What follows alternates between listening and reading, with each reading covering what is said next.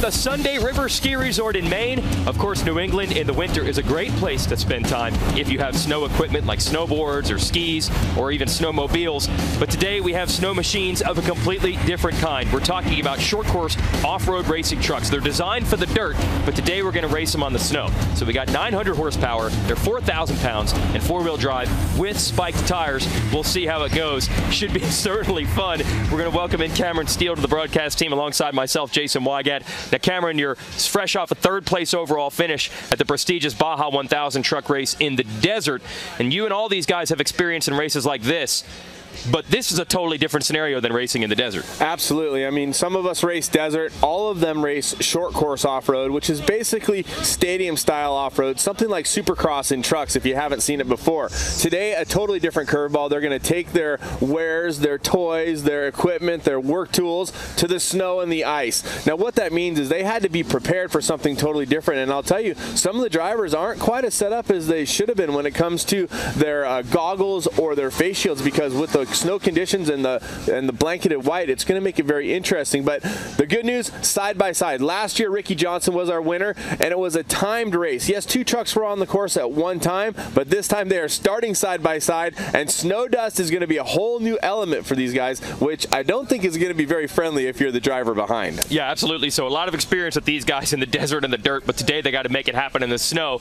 It might be new to them, might be new to you also, so we'll give you some information and a rundown to give you all the behind-the-scenes info so you could be an expert on Frozen Rush before we make the lights go green and go racing. But first, let's get the driver's perspective, and we'll welcome the third member of our broadcast team, Kelly Stavist, for that. I'm standing next to the winning truck from last year's Frozen Rush. That was driven, of course, by Ricky Johnson. This year, it will be driven by his Red Bull teammate, Bryce Menzies. And like every team that competed here a year ago, they've made changes to this truck to accommodate those sub-freezing temperatures and the snowy tundra here in Maine. Most noticeably, these giant snow flaps here at the back of the truck. Those are to help prevent that snow roost from coming up and blinding some of the competitors. One thing you won't see is these heating systems been put in place connected to both the oil and water lines to help keep those fluids warm even while the truck sits so they don't freeze over and cause further problems. You see more flaps here at the front of the truck again, just to help with that roost and visibility for these drivers. Then as we move to the front of the truck, you'll see these running lights here, this light bar attached to the front of the truck. These are now mandatory here at Frozen Rush 2015.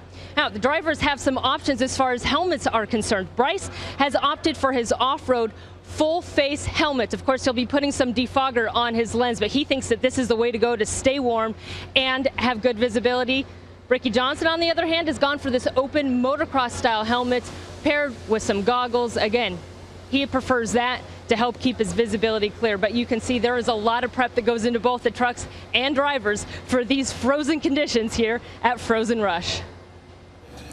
Well, Bryce Menzies definitely fast so far, both in the practice and the qualifying sessions here, but we're going to show you who's driving in this event. There are 9 really elite drivers, so really in this bracket, it's possible for favorites to be eliminated in round 1. We'll have a last chance qualifier between Todd LeDuc and Carl Renezetter. The winner of that goes against the fastest qualifier, Rick Johnson, and Menzies has to take on none other than Brian Deegan, who's one of the fastest of all in short course off-road. So they could be eliminated as soon as the first round, and they're the fastest qualifiers. You could be one and done, a first round clown. You don't want to be that. And Deegan, I actually talked to him. He said he was trying to get inside the head of Bryce Menzies, saying, hey, this is your event, bro. You better do good type thing. So it's fun because the rivalries really are coming to a head, even though they're all friends for the most part. That should be fun. You see the bracket. We'll keep you updated as it goes on throughout the day.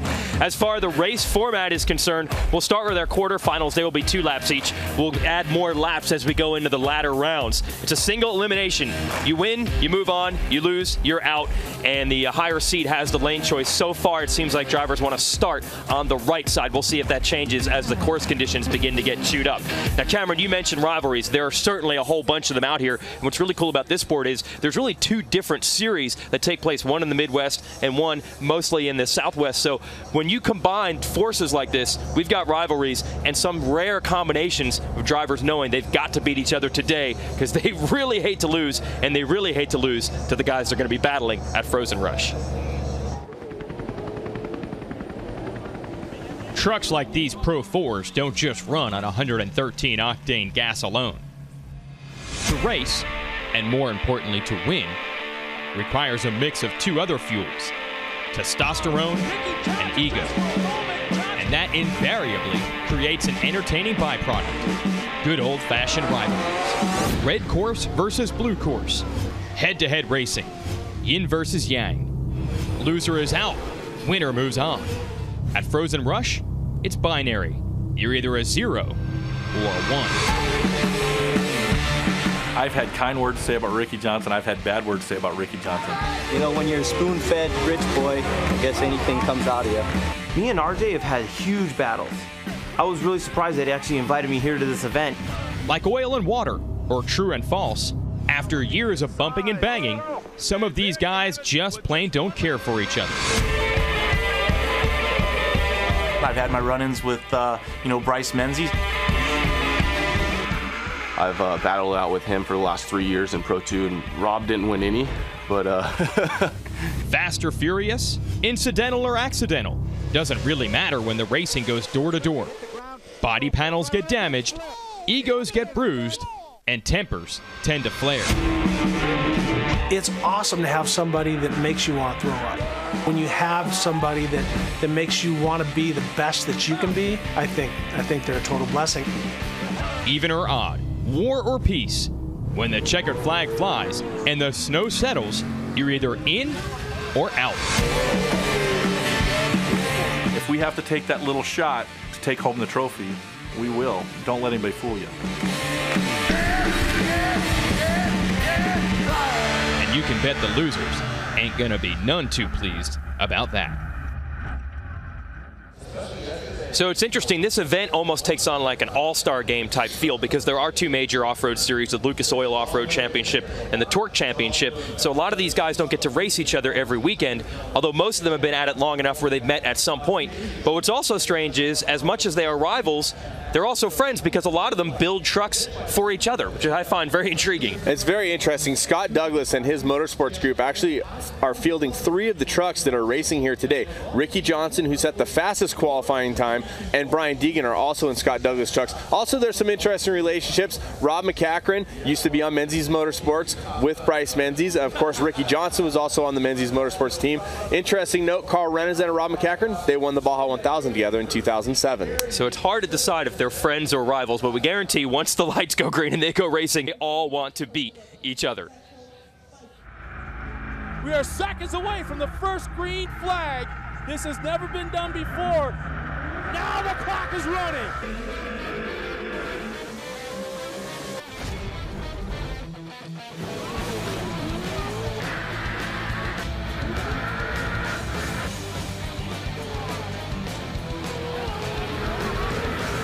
Oh, Carl Renazen over-rotates and bounces off the cement wall. Ricky Johnson move into the next round.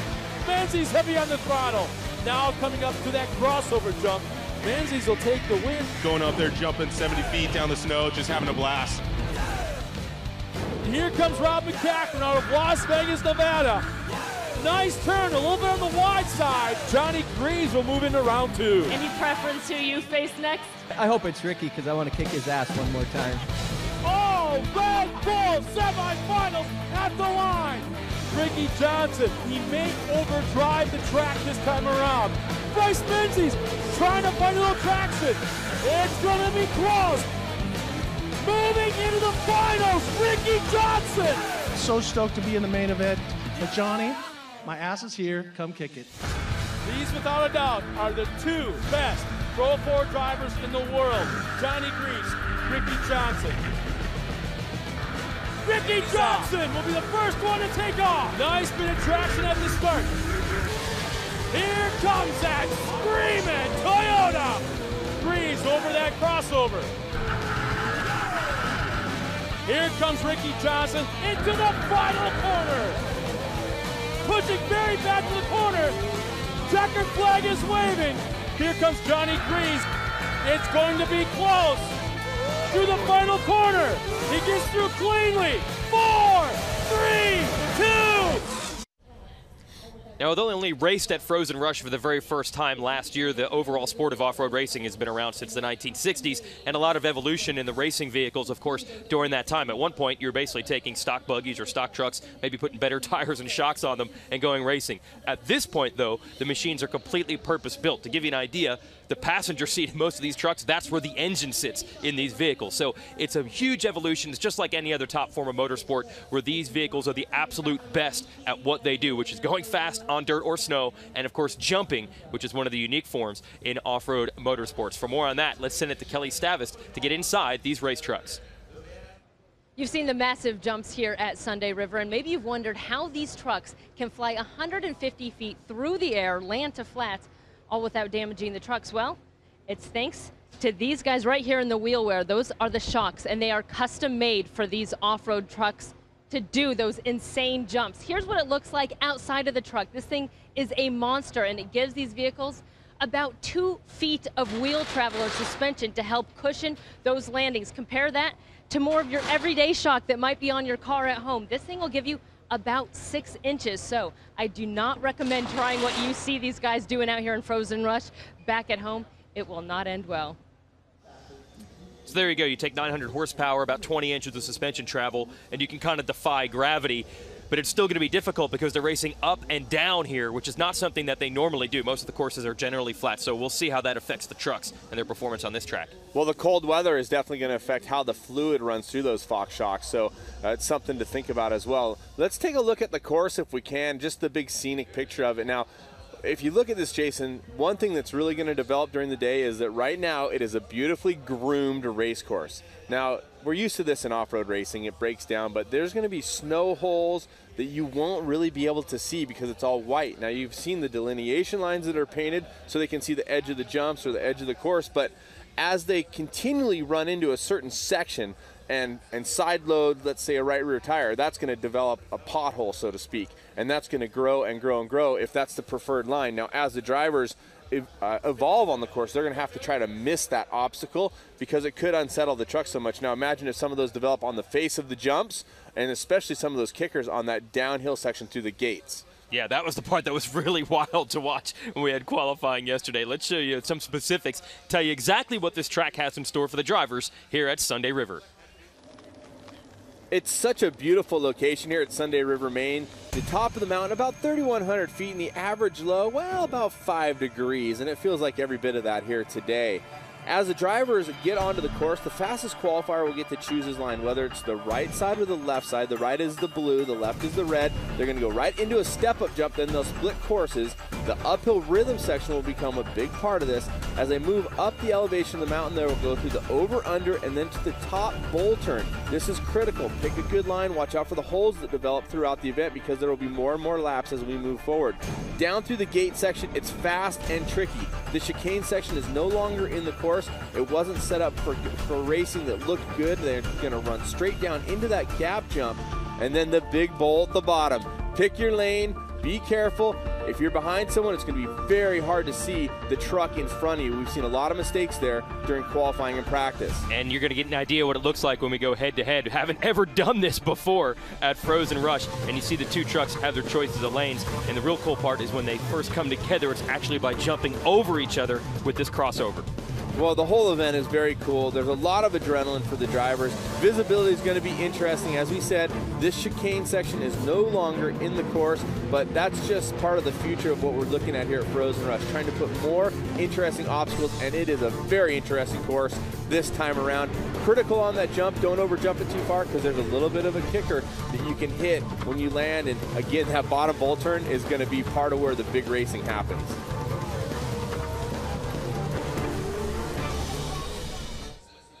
And on the left side there, you see the blue lines. That is that final turn we're showing you with the course animation where the trucks could be going side by side, battling for that checkered flag. And we want to get you folks involved now, too. Now you're getting up to speed on how Frozen Rush works. So we'll welcome you into the iPowwow. You can go to Red Bull TV/vote and vote for which one of the drivers you think is going to win. Now, what's interesting is we're only letting you pick between the top 4 in qualifying because they've kind of established themselves. But Cameron, his field's stacked.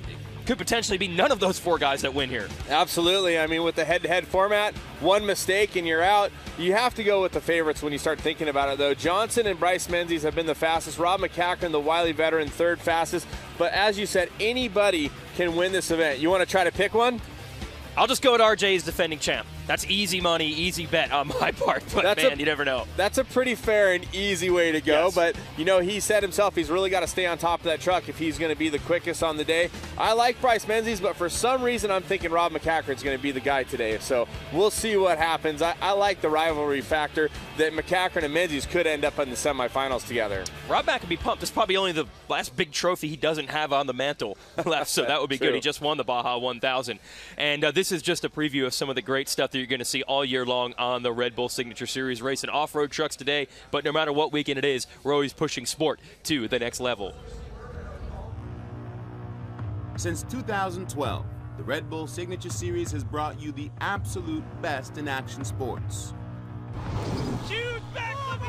The excitement continues in 2015 when we deliver an all-new season of the Red Bull Signature Series. Oh my! Bringing you the best action on the best courses from inspiring locations around the world.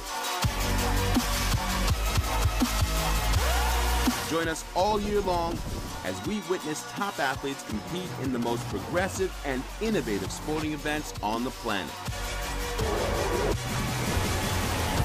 Wow, that moved incredibly hard. Judges are going to like that style. That is how you do it. Red Bull Signature Series, the evolution of sports. Whoa! Yes! Now, throughout this preview show, we've been talking about how easy it can be to be eliminated no matter how fast you are, just one mistake. And we'll be showing that in its finest form with a last chance qualifier. That'll be our first race. You've got 2 big names that are going to have to battle it out, Todd LeDuc and Carl Renezetter, to see who just makes it into the bracket. One of them gets eliminated. We like to say he's the man who will be going home in tears. One guy who will be facing the winner of that round is our fastest qualifier of all, Ricky Johnson, and he is with Kelly Stavist. Frozen Rush defending champion Ricky Johnson picking up right where he left off a year ago, setting the bar in qualifying with the fastest run of the day yesterday, Ricky. And afterward, you told me you took some chances out there and they paid off. What were those chances? Where are you making up ground on the rest of the field?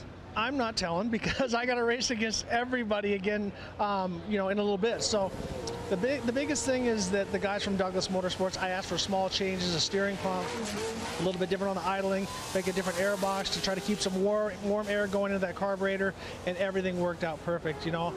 Did I do a perfect lap? No, you always make a little mistake and you leave a little bit here and there. But I just drove the heck out of it. To be honest with you, I drove as hard as I absolutely could, and I was fortunate enough not to get a 5-second penalty. So when you're racing with this many champions, you better be willing to take some chances and hope that it's your day. And, you know, qualifying was my day, but the race is another issue. Well, the advantage of being the #1 seed is you'll face the winner of the last chance qualifier. The bad news is it's a couple of veterans who had mechanical issues in Todd LeDuc and Carl Renezetter. So not really much of a break. What do you anticipate? Who do you anticipate facing? Well, Carl's had some more time. Todd had to change a motor. But here's the thing is you got Todd LeDuc is probably one of, if not the best monster truck driver right now. Races Pro 4 in Lucas. You got Carl Renezetter, who's one of the winningest short course off-road racers. So regardless, there's no easy seed here. So, and the bad thing for me is that I haven't really had a chance to see how fast these guys can go. Carl made a small mistake, got off course a little bit, and had to go to the back. So I don't know, but I just better haul ass when it comes time to go. Well, Frozen Rush started with Ricky Johnson, and now the champion is looking for back-to-back titles here in Maine. Good luck, Ricky. Thank you so much. Ray. So RJ is the fastest, but man, margins of victory don't come much smaller than that, basically down to 1/10 of a second between he and Bryce Menzies. Absolutely, and you would think that they will end up facing each other in the semis, but as you said, any kind of wild card can come up, and there are some great drivers here at Frozen Rush. Yeah, a lot of them learning on the fly. LeDuc didn't even drive yesterday, want to save his equipment for today, and he thinks it's really going to come down to putting pressure on drivers and getting them to make mistakes. Not just him going fast, but them making errors and going slow. That's your qualifying results, which leads to our bracket. We talked about it earlier. RJ will face the winner of the LCQ. Douglas and Horde, that's that 4 or 5 bracket. If you know anything about bracketology, that's usually the close one. That should be fun to watch. That one should be really fun to watch, as they all will. Rob McCachran, the veteran, over RJ Anderson here in the bracket. You can see now RJ, youthful exuberance at 21 years of age. This is his first time at Frozen Rush. And I think, you know, with the lack of four-wheel drive experience, it's going to be very tough for him. And then the final bracket, Brian Deegan is newer to four-wheel drives, but he has been on the podium already. Bryce Menzies, very new to four-wheel drive. In fact, last year's podium, really his first time racing the four-wheel drive. All right, it's going to be interesting once we rack them up, and that's what we want to do. It's time to go racing here, Red Bull Frozen Rush in Maine. It's going to be good. And it is time to go racing. This is going to be awesome. First driver we'll talk about here is Carl Renezetter. Now, he's a veteran. He's won a lot of races, as you can see there, the graphic on your screen. But this is a new truck, and he has definitely had some teething problems, and that's why he's in this LCQ, qualifying not the way he wanted it to go. This is a guy who's done it all. The bottom line is this. He's had success in almost every type of race, but he has been star-crossed every time he has come here to Frozen Rush. For a guy who's been an overdog for most of his career, it seems strange to call 9-time national truck racing champion Carl Renezetter an underdog. But that's exactly the role the Laguna Beach native finds himself in here in Maine.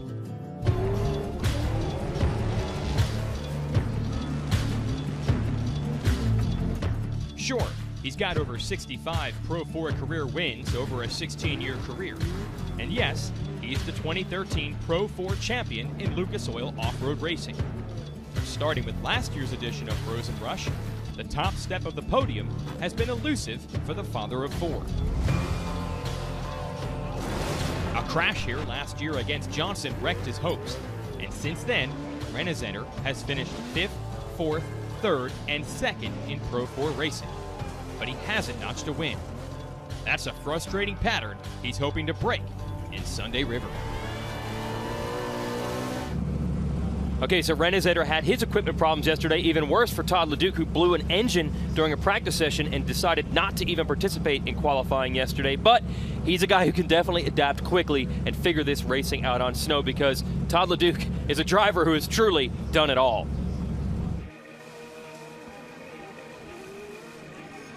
Every single one of the guys out here is a straight-up badass on 4 wheels. But only one of them can claim to regularly backflip a truck. Monster Truck Freestyle Champion, former Downhill Mountain Bike National Champion, and all-around motorsports renaissance man Todd LeDuc is that guy.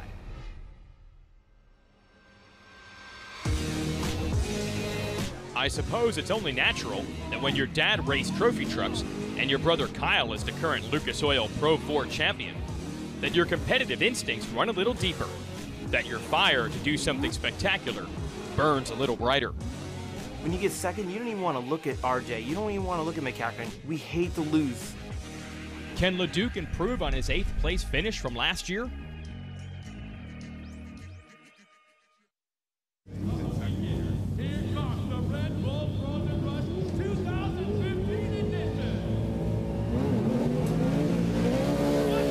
And we're racing here at Frozen Rush, and a great start for LeDuc. And he's going to be the first truck you see over what will be the finish line jump 2 laps from now. So Renezetter's got some work to do. So you'll find out right away, Frozen Rush has some definite technical aspects to it. Renezetter started in that right line. LeDuc went to the left. He had to chicane back. So Renezetter, even though he had his problems on the start, he moves to what would be the lead where the trucks came back together for a second. So they'll come together, they'll leave, they'll come together. So there's different aspects to it. Here's that downhill skating spot. Now Renezetter had a problem with the carburetor and the differential. And here's a good look at LeDuc, who had the engine problem you talked about yesterday. Yeah, and the starts actually are one of the problems that Renezetter had with that new driveline, and the carburetor problems, and it definitely cost him again. So right now, Renezetter in the lead, but like you said, he had the shorter lap the first time around. It's up to LeDuc to go even faster on the short line on the second lap and catch him. Wow, what a beautiful look. And a great job by Todd, just really carrying momentum all the way around the turn. What you want to look for is choppy turns. Someone that maybe slows down too soon, has to get back on the throttle, has a rotation and over-rotates, or is a short rotation, has to re-rotate. So one big fluid motion most of the time is really going to be the faster way. And you saw Renazetter there nailed that corner perfectly. You didn't see either the over or the under rotation or the push or the slide. And look at this. This is how close they are. This is going to be crazy as they get to this jump together. There's only going to be that big final corner left. Who's going to take it? LeDuc on the inside. Renazetter throws it into the outside. An amazing move. Can he make it work? They are side by side. Renazetter with a slight advantage. Renazetter takes it and will go into the bracket. We knew it would be door to door, but I didn't know it would literally be door to door. The first time we've ever had trucks side by side, and they totally brought it. Wow. For those of you watching at home, that was the first time we saw a race side by side, and it paid off exactly as you would want it to. Two different courses. The side-by-side start, they go in their different lines, and then when it came down to it at the end, they were side-by-side, and Renazetter took a huge risk running that speed down the outside and holding it on. Unbelievable job by Carl to get Todd there at the end. Oh, you can take us through it here, Cameron. LeDuc's on the inside. You would have thought he had control over this, but like you said, Renazetter just didn't back down. And Todd may have thought that exact thing. As a driver, you may think, oh, I have this inside line, but look at Renazetter, just runs it to the outside, drifting, and takes a position. Now here's the exit for this final corner, headed to the finish line. LeDuc's down 200 horsepower with his backup motor. That might have made all the difference. Renazetter able to edge him out. Doesn't get much better than that. Carl Renazetter edging out Todd LeDuc and a nail biter. Talk about that last turn and how you got him just before the finish. Yeah, you know, fortunately I had the outside line, and this Lucas Oil General Tire truck was very hooked up, and I just threw it in with a lot of confidence. I couldn't get off the line, so I had to make up some time on the track. It was really tight there at the end, but man, what an awesome way to finish a race here. There was so much snow flying over the trucks. When they said Frozen Rush, they really meant Frozen Rush. Up next, you got to face Ricky Johnson. As you just said, you have trouble getting off the line with this manual transmission. So how can you overcome that against RJ? I'm going to have to make up a lot of time up on the track. So I'm going to have to bring my A game, and Ricky's fast. But I'm really confident with this Lucas Oil General Tire truck that I think I can make up some time out there. I'll definitely give it up on the start, though. All right, Carl Renazetter makes it through the last chance qualifier and will face defending champion Ricky Johnson.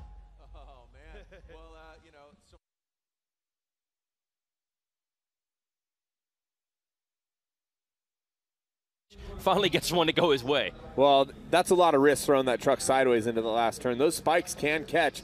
And talking to a couple drivers, it's a little bit unpredictable sometimes the way you feel inside the truck. And what a beautiful day. It's turned out to be bluebird skies, and we've had all of it here today, whether it was below zero or, well, it really wasn't, but it was so cold and it warmed up a little bit. Now the wind, and just it's really a beautiful day. Yeah, we had overcast and snow not that long ago, and now it's cleared up nicely as we watch Bryce Menzies roll into position.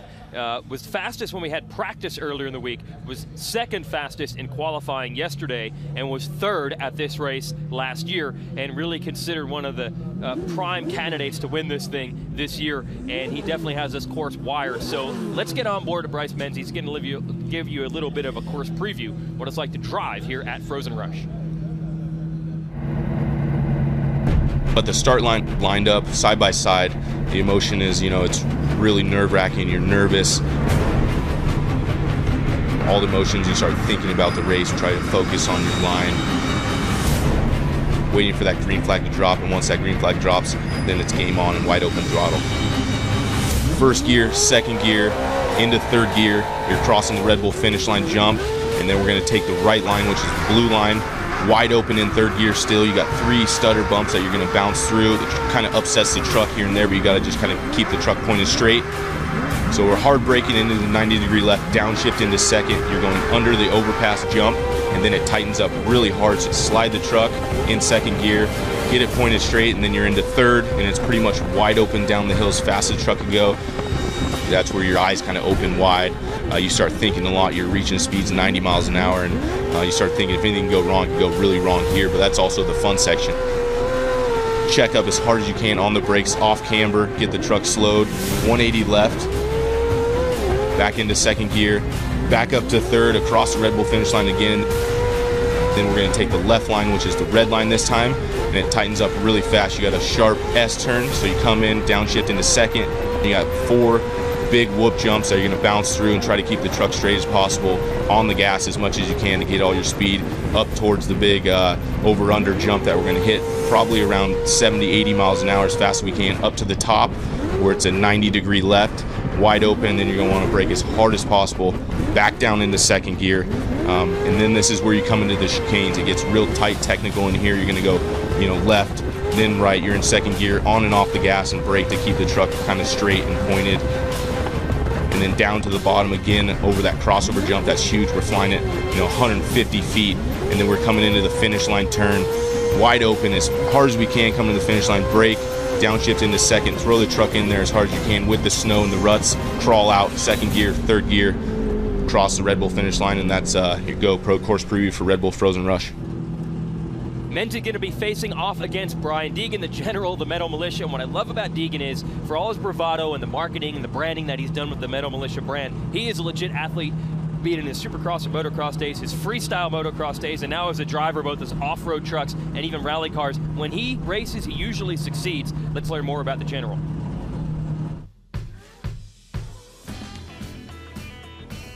The general of the Metal Militia is an action sport icon. He's won supercross races, racked up 10 X Games medals, and he won the Lucas Oil Off-Road Lights Championship on his first try. But it's pretty safe to say that Deegan and Snow don't get along. The last time he tried taking it from the dirt to the snow, he broke his femur and both of his arms. But with age comes a cage, and Deegan will be relatively safe inside his Pro 4 truck.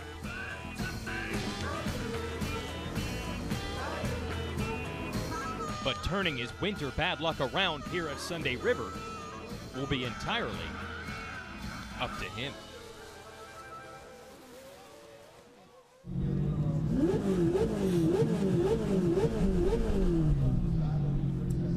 So Deegan hoping that this event in the snow goes better than his failed attempt at some jumps at the Winter X Games way back in the day on the motorcycle. But going up against Menzies is going to be tough. And Deegan didn't have a ton of practice time this week, so he's kind of learning as he goes. He's never raced in this event before. Definitely an underdog when it comes to course experience. Bryce racing here last year, finishing on the podium in 3rd position. Also Bryce getting more practice time, as you talked about. But never count Deegan out, and we'll see. It comes down to horsepower and traction coming out of the start. And do you punch it and spin, or do you kind of creep into it? We'll see what the strategy is as they get the green. There's 684 studs in each one of the tires on these trucks at 4-wheel drive. They'll still spin them off the line. A little edge to Menzies out of the hole. And he has that straight line going into that blue run, which is on the right side. Deegan has to make the left turn into the red line the first time through, so they'll do each route or each line one time each in this quarterfinal matchup. All the quarterfinals will have the same number of laps, 2 laps around. Deegan's truck built by Scott Douglas. It's actually the latest and greatest. They're saying they're using Deegan's truck kind of anything. Wow, Menzies hit the wall. Drifting a bit there, holding it, trying to carry momentum. He came out of the gates, and you can see Deegan working his way down the course, and he has a little bit of whiteout from what it looked like to me there. So Menzies had the shorter run on the first lap, so of course he's in the lead. So it's up to Deegan to try to make that ground up. That's what Todd LeDuc had to do the last time, and he did get side-by-side with Rennerzetter in that previous run. We'll see if Deegan can do the same. The uphill rhythm section on board with Menzies. You can see choosing lines there. He has to stay multiple times to his own line. And we'll see if they come out about side-by-side. Deegan is just across the finish line jump now. As I was saying, that truck, they think it has the potential to be the best one out here, but they're still learning as they go. Menzies' truck is obviously super dialed in. The truck actually won here last year. Oh, Menzies steps out. He has to correct it. He has to chase it. And Deegan is going to pop out here on the side-by-side, but it looks like Menzies with the advantage. Clearly, as he's heading down into this last jump, it's going to be all Menzies unless he makes a mistake. He's got to pitch that thing in there. Try not to over-rotate it. Deegan's digging, but it's going to be too little, too late. Bryce Menzies, strong in qualifying and strong here in the first round. He's going to advance. And Deegan, first experience here, I'm sure not what he wanted. He doesn't want to get eliminated, but as Bryce Menzies just showed, getting that 1 year under your belt at this event is a huge advantage. Deegan comes back next year, I'm sure he'll be all the better for it. A great run by Menzies, but we did see a couple mistakes, at least one mistake there, and we saw it on the first lap. You said he hit the wall. Well, the rear end of the truck stepped out.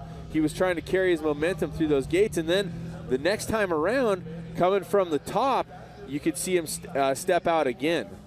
And they're going downhill through that section, which is a really strange sensation. A lot of them saying even with the gas completely floored, the truck still wants to endo over some of those downhill jumps, so they've got to adjust to that as well. Here's what it looked like for Menzies. This is the top of the course, and he hangs this big left, and this downhill section is very treacherous. But hey, we're at a ski slope. That's what you got to expect. Absolutely. As we watch him go through, this is where I believe he got, he tried to come around that obstacle on the inside, and he rotated out. The back of the truck stepped out.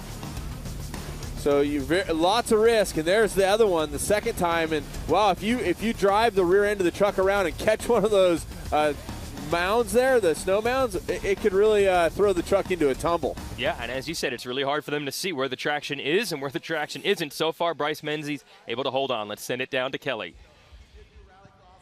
Bryce Menzies will advance, beating out Brian Deegan, and I had heard that Brian tried to get in your head before this race, putting the pressure on you. Looks like it didn't pay off. Yeah, you know, in off-road racing, we race against each other all the time, so it's always a great battle. And this truck's been fast, and we kind of struggled in qualifying a little bit, but we got it back. And it's one of those events where if you mess up just a little bit, you're done for the whole day. So we came a long ways. We want to win this event, and I really want to see a head-to-head against me and Ricky Johnson in the final. So I'm rooting my teammate on to make it all the way to the end, and we got one more round. It's either against Rob McCacker and RJ Anderson, and they're both great competitors. So I'm looking forward to these. BFG tires are hooked up great. Thank you for Red Bull, GoPro, KMC wheels, everybody that helps me out. Thank you guys. We're on to the next round. Woo! It was a solid win against Brian, but a couple bobbles out there. How do you clean that up for the next round? Yeah, you know, with all the snow that came down last night and earlier today, it's a lot looser than what I was used to yesterday. So it was a little bit of a learning curve, but now we know for the next round we'll go back, just make a little bit more strategies when we're coming out, clean up everything. And that's the whole key about this Frozen Rush is to just be clean, make no mistakes, get to the next round. Bryce Menzies is doing just that, moving on to the next round. Well, you know, you got to think that Bryce is more familiar with the silt and that soft sand that he sees out in the middle of the Mexican desert, Baja, desert, and that's what he's used to. Okay, so we have 2 races in the books. Rennezetter is in. He'll race against Rick Johnson a little bit later, and Bryce Menzies has moved on over Brian Deegan. These are 2-lap single elimination quarterfinals. Our next matchup, you're going to get the veteran Rob McCacker against the youngest driver in the field, RJ Anderson. So this is a new and innovative event on the off-road racing side, but it doesn't matter if in the desert, in the snow, in the dirt. The one thing you always can count on is that Rob McCacker is going to be there battling for the win.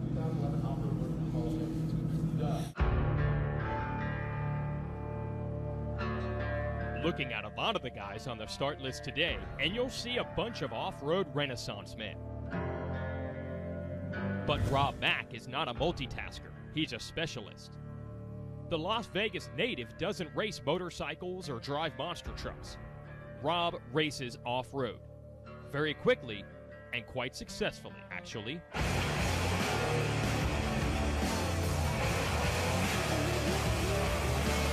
At the age of 47, McCacker has over 200 off-road wins. Stadium trucks, Baja, Pro 2, and he's not taking his foot off the gas anytime soon. Rob Mack hates losing, but he admittedly doesn't care too much for the cold either. It's really very similar to racing in the dirt with mud. You know, it's wet, slippery. You don't have 100% grip level. There's a drift going on through them, but you're just driving it. I think we adapt really quick and adjust to it, and we just do it. Those are 2 very real realities he'll have to overcome if he wants to end up on the podium here in Maine. And this is interesting when you put a veteran like Rob Mack up against RJ Anderson. He's done some amazing things as a driver. He's gone viral plenty of times with his videos. The question is, can he adapt to one of these big trucks and be competitive today?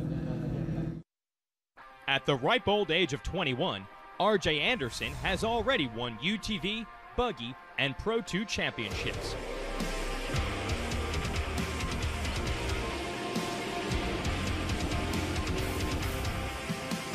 But to most, he's best known for trying to break the internet with this.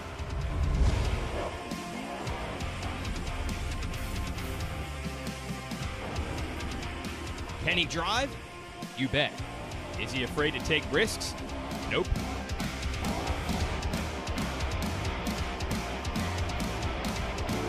But it still remains to be seen whether our youngest competitor here today can do some damage against his much older, and some would say wiser, competitor.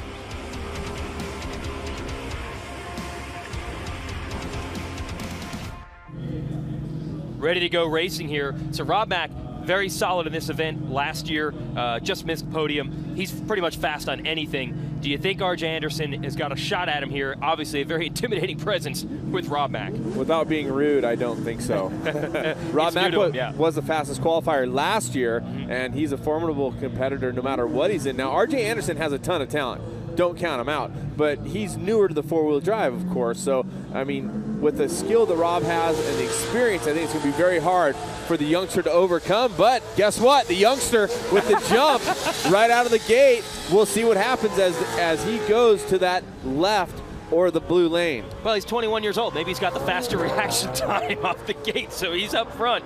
Now, he's used to actually driving at times a Polaris Razor. He said that is four-wheel drive, but it's about 1/9 the power of these trucks. Almost got the crossover in action there. The left is the red lane, my mistake there. The right, the blue lane, and Rob Mack drove really deep into that turn that we saw, and you saw a lot of fluff, a lot of loose snow as Rob Mack controls the course right now. He was on that short lane.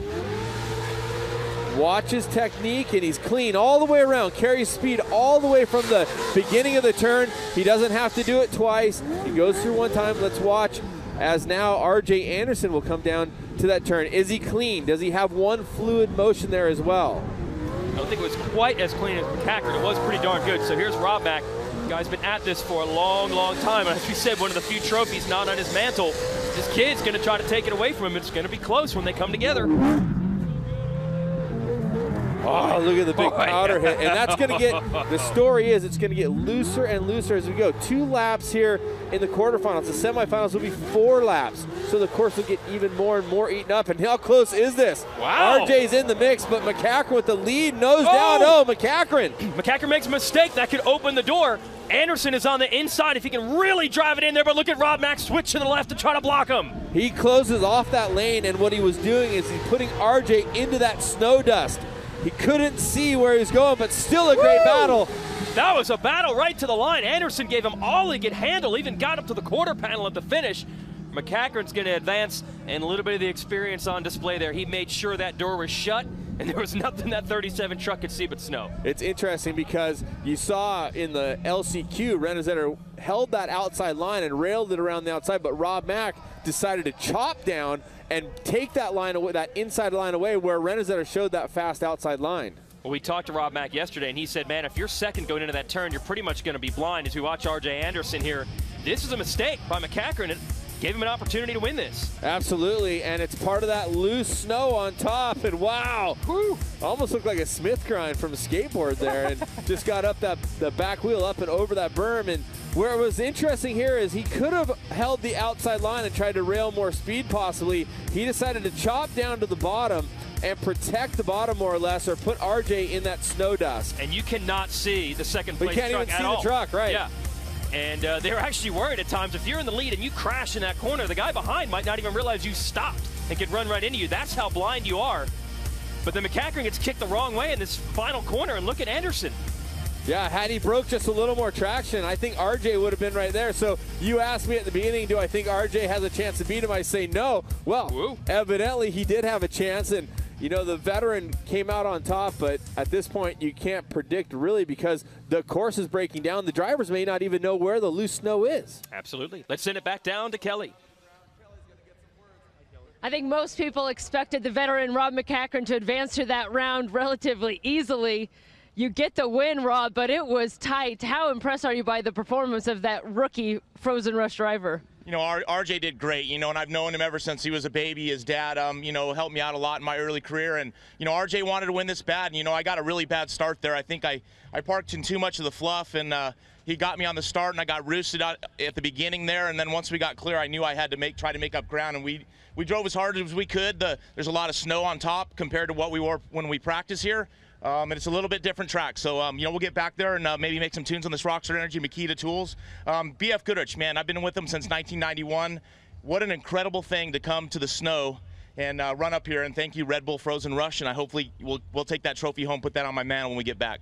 Well, you had a couple of moments out there near the end of that run, and now you're going to face Bryce Menzies in the next round, which is going to be a bit tougher. How do you make up for that in the next round? Well, it's really big. You know, this track is a lot more technical than last year. And it's really all about not making mistakes. And, you know, we got to clean it up, and I got to run a cleaner line and not make any mistakes. It'll be a good run, I'm sure. Thanks, Rob. All right, so some unpredictable racing here so far. We want you to compete as well. Let's see how smart you are. Let's see if you've been paying attention to us here in the booth at Red Bull Frozen Rush. Here's our second iPowwow question. How many spikes is in each of those 35-inch tall BF Goodrich racing tires that are out here? I did mention it earlier, so we'll see if you're paying attention. We'll give you multiple choice to make it a little bit easier. Be sure to vote and see if you guess correctly. Now, we're going to get a little more in-depth on what these tires are like. Kelly Stavis is down there to talk about them, but don't get too close. Remember, those tires are spiked, Kelly. Let's send it to her.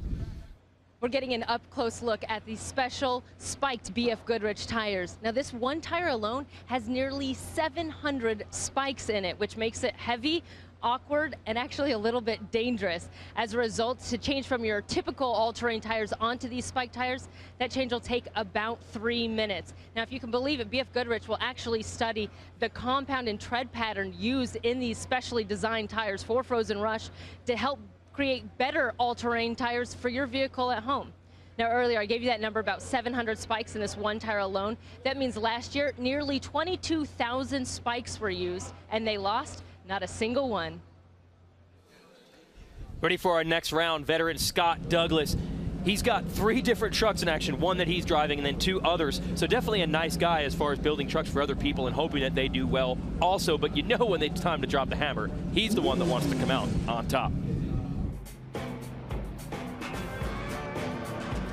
It's funny how most collections start. One day you start picking up things, and after a little while, you've got an art or record collection. In the case of Scott Douglas, over 20 years ago, he started collecting off-road racing wins. And he's still looking to add more to that collection. Here comes Douglas, working the bottom on McEachran. I've got a library of experience that I can draw back through to different events and different ways of handling different things. That's where experience lies in it. As far as being old in this sport, I mean, these trucks, you take a beating in them and stuff, and there's a lot of physical ability, but you need to be mentally fit more than anything, and experience makes you mentally fit. Douglas will now take the lead. That's what it's all about, is winning and losing.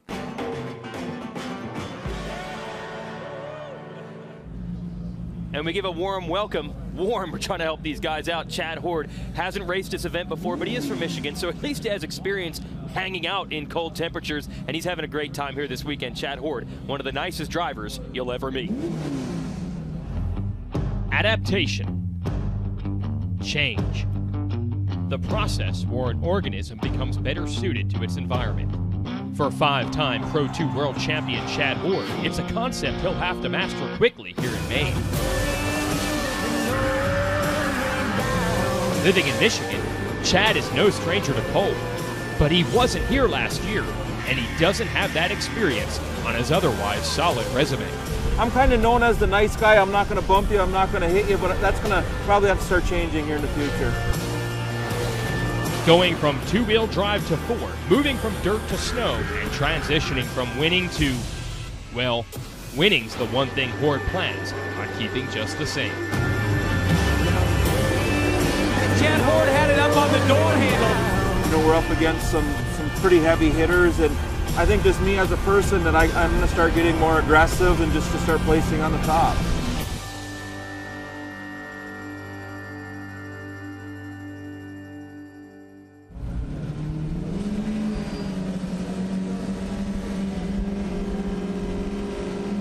So here it is, Douglas versus Horde. This is the 4 and 5 qualifier matchup, so this should be the closest of all the first round battles. And we've already had some close ones. Let's see how it goes. Horde getting the edge on the inside. They were thinking that that was the worst starting position, but it's actually worked out in his favor. It almost looked like he broke traction just a little bit, Horde did, as he went up to that first jump, or that he checked up just a little bit to set himself. And there, oh, a mistake, Horde going to the outside, and you see him having to swap back. So he's a little bit all over the place on that uphill rhythm section. A little mistake there on the entrance to the corner for Douglas, so yeah, they're both exchanging it. Yep. Right, good call, double turn in there for Douglas. And I think we're going to see more and more small mistakes as the track gets broken down and you see more of that soft snow. Look at this, way to the outside is Horde. He was way off the track, so you know he's going to have to recalculate the way he's attacking, because we've heard from the other drivers there's a lot of soft snow on top, and that's making it more slippery. They prefer more of an icy, hard condition, and it's a little bit tougher drive here right now. So Horde having to play catch-up. You see the front of the truck, it's missing some of the logos on the bumper because he nosed in to some of the moguls yesterday and ripped those logos off. He had a wild ride in qualifying, and this is an equally wild one as he tries to learn Frozen Rush. Got a long way to go to try to catch up to Douglas, who's railing out front. Oh, Douglas with his own problem there. He didn't go as far out as Horde did, but he definitely packed that front end into that top bull turn. And we'll see how it plays for him as he comes down. He's a little bit more calculated. He's not attacking quite as much. And he still goes off track just a bit. Those ruts can throw you around as well, and he's got a commanding lead at this point. Horde's trying to give it all he can. You can see him going, you know, tank swapper, so to speak, side to side there. But it's going to be all Scott Douglas, our oldest competitor at 54 years of age. Making it happen to the AMSOIL truck. Moving on to the next round is Scott Douglas. So that's his old truck. It's a 2008 model. It had a lot his of baby doll, yeah, the magic truck. But they put a lot of the new components on, and he thinks it might actually be an advantage taking some of the old stuff, mixing it with some of the new. At least as far as this round goes, it worked out well. As for Chad Horde, I think we're really seeing the drivers who are new to this event, just like Deegan, RJ Anderson, it's making a big difference if they didn't have that experience. And we'll show you some of the mistakes that Horde made. Well, here's a good look at that top turn with Horde. He goes all the way, goes wide because he hadn't apexed early enough, and he takes down the banners. Look at him, he is off track there. Wow, great recovery, and he had to fight that coming all the way back down because he's not in the spots where he wants to be. And Scott Douglas seemed a little bit more calculated here, though. He did get offline, got up in that same spot that Rob McCacker did. Not quite as far, but he had a commanding lead, and I thought he did a solid job of taming it a bit at the top of the course. Yeah, Scott Douglas able to shrug off those hairy moments, reel that thing back in. And here they were off the start. Horde getting the edge. And a little sideways there for Douglas. What a great shot. That's how close they were at the start, but at the end, it was all Scott Douglas. So our fastest qualifiers are living up to their billing in these first rounds. Some of the runs have been very close, but we'll have to see as the faster drivers begin to face off, and we'll have more laps also in the future rounds. It's going to get more and more exciting. And as you mentioned, each time they put laps down on this track, it gets more and more chewed up, more and more powdery, more and more difficult. So that's going to make it fun to watch also. Let's send it down to Kelly with our round winner. A very excited Scott Douglas. You got beat off the line, but you're first to the checkered flag. These track conditions are very different from yesterday. How did you have to adjust your driving style throughout that run? They're way different. The snow is getting to be really soft already, and we've only done a few runs. I didn't practice a lot of starts yesterday. It kind of slipped my mind because I was so focused on the track, So I spun the tires a little too hard on the start. I pedaled it. It finally got some traction. I thought I was in a big hole there for a minute. But I mean, the AMSOIL Borla exhaust truck just hooked up down here, and I tell you what, going up the hill for the second run, you are flying before you make the turn at the top. And I overdrove it, and I thought, oh boy, I wish that berm was about 10 feet higher because I went right to the top. But coming down, we kept it clean, and the guys did a great job. My crew's wonderful. They're doing fantastic, and my spotter did a great job. So I'm super excited to bring this this AMSOIL Borla truck, into round two. I mean, the only bummer is I got to see who I'm racing because, they only get tougher from here. But I tell you what, I feel good. I'm on my game. Scott Douglas is pumped to be through to the second round here at Frozen Rush. Well, Scott Douglas mentions that it's only going to get tougher. We give you the updated bracket here, but he's got a little feather in his cap. The course is supposed to be getting slower with each run, but he has put in the fastest lap time of the day that last time around. So that should be interesting. He'll have to go against the winner of the next race, which will be Rick Johnson against Carl Renezetter. And as they say, They just keep eliminating some of the slower drivers, slower trucks until we're really against the best of the best. Absolutely, and a great bracket setup. I'm really looking forward to this Johnson-Renesetter setup. Well, yeah, RJ mentioned himself that because Renesetter and Todd LeDuc both had truck problems yesterday, he didn't really know whatever driver he was going to race or how good they were going to go. If Renesetter gets that thing dialed in, he could beat him. Let's talk about RJ. 12 months now, he's been the guy that everyone knows they've got to beat here at Frozen Rush. He may be making his living by banging doors on the Lucas Oil Off-Road and Torque Championship Series today, but El Cajon, California's Ricky Johnson has always been a racer. Now Johnson dives to the inside. His charge tonight has been almost unbelievable. Rick Johnson, one of the great motocrossers of all time, announced his retirement at Saturday's Supercross. In all, he racked up 7 AMA Motocross and Supercross championships. We're now the winningest rider in Supercross history. How does that make you feel? Oh, it makes me feel unreal, you know. Before trading 2 wheels for 4, and he kept right on winning.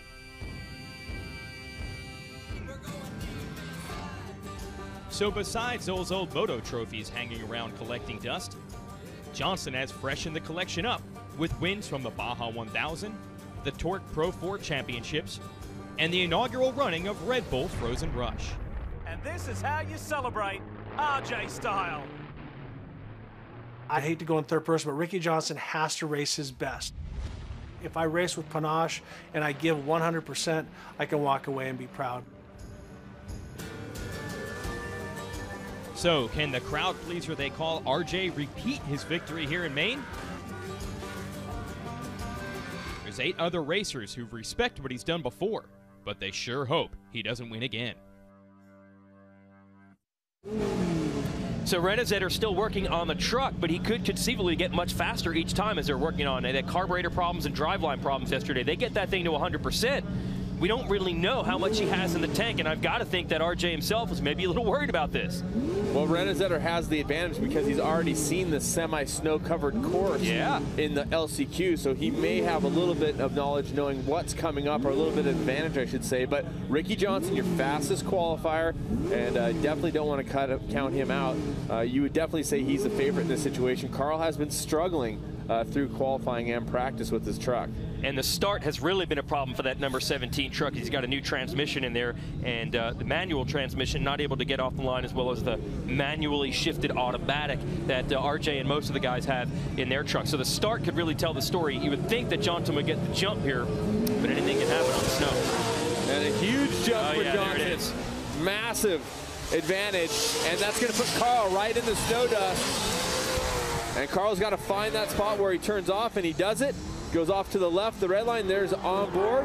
The blue lane, RJ with, you can see the setup, running a moto helmet, which of course he's very familiar with, 7-time Supercross and motocross champion. But he's running those snow goggles, so that's going to give him the advantage when it comes to any kind of whiteout or delineation of lines. You can see just a little bit better, separate what is maybe the course from the sky. Yeah, a lot of the guys struggling with that. We had talked to Chad Horde yesterday, and he said he realized his regular racing helmet and lens wasn't going to work for this. He went to a snowmobile shop and said, hey guys, I got to buy something that works. What works for these conditions? So they're all kind of learning as they go. Rick Johnson strong on this first lap. But let's see if Renesetter can make up time now that he'll have the short line the next time around. Well, Ricky had to reset up there. He got caught in a little bit of a snowdrift, caught that inside line, swapping a bit up the hill. But, you know, honestly, Ricky looks like he had more of an advantage than some of the other trucks have had on that second truck when they go out on the last run, on the last part of that lap. So right now I think Ricky has a clear advantage. Running the 48. His good buddy, Jimmy Johnson. That's in tribute to him. Of course, the 6-time NASCAR Cup champion. And, he was a protege of RJ back in the day. So he's running the number that has won a lot of races, and he's trying to do it himself here. Looking good so far. And look at that. Great usage of the line. We saw Horde and McCaffrey get off on top there. And getting a little sideways is Renesetter. But what I was saying is we've seen other drivers make mistakes there in that section. Ricky Johnson was really spot on, really nails, and he has a huge advantage here over Carl Renesetter. No upset in the making here. Rick Johnson advances a 139.8, but the fastest time of that first round is going to go to Scott Douglas. So throw another name in the mix to potentially win this thing. Douglas, the quickest of anyone through the first round. Well, we knew this first round matchup between Rick Johnson and Carl Renesetter would really come down to how far Renesetter could advance his truck from qualifying to now off the start. He didn't advance it enough, still struggling off the line with that all-new drive line, and Rick Johnson gets a big early lead. Yeah, just a massive advantage for Ricky. I mean, it looked like he had great traction, great reaction, and you know, just Carl, you just can't look, you can't even see him, so you got to imagine what he's seeing from the driver's seat. Yeah, nothing basically. So the Lucas Oil truck is eliminated. The Red Bull truck moves on. Rick Johnson is with Kelly Stavist. And Ricky is the last of the drivers to advance through to the second round, so you had a little time to either see the guys go ahead of you or hear about the track conditions. What did you learn that helped you in that run?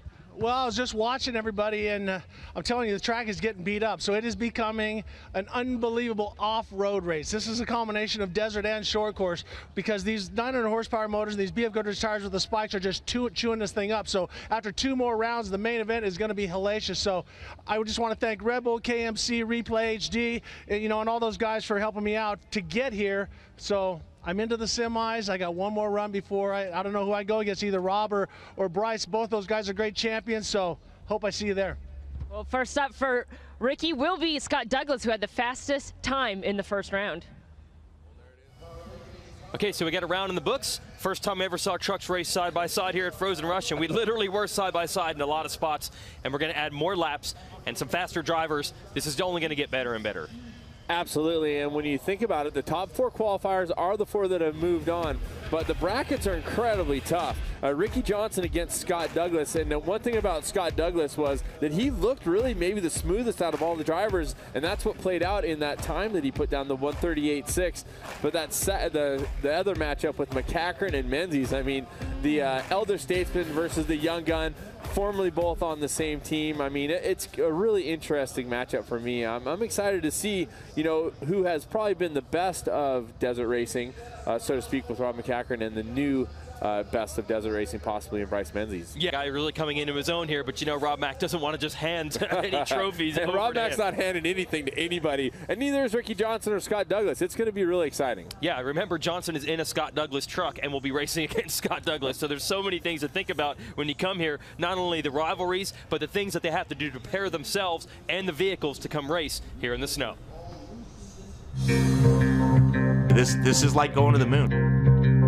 It's completely different. Off-road racing was born in the desert. It's been tuned in the desert. Everything that we know about these trucks is in the desert.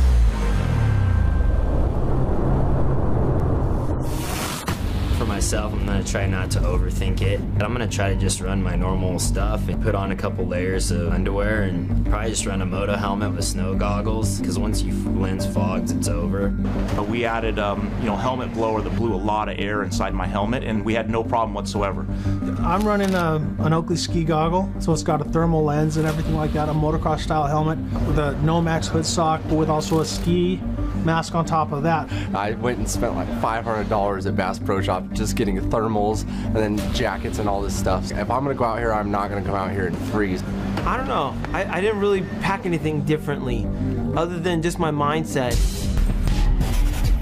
I grew up in the snow, so really that's, for me, is something I'm used to. I was born and raised in Las Vegas, Nevada, and I'm definitely a desert rat. Us Cali boys, I'm not built for this. I mean, I've grown up on the Northwoods as far as, me going as fast as I can on that track, and oh my gosh, here comes a snow cloud, I gotta back out of it. I'm not backing out of it.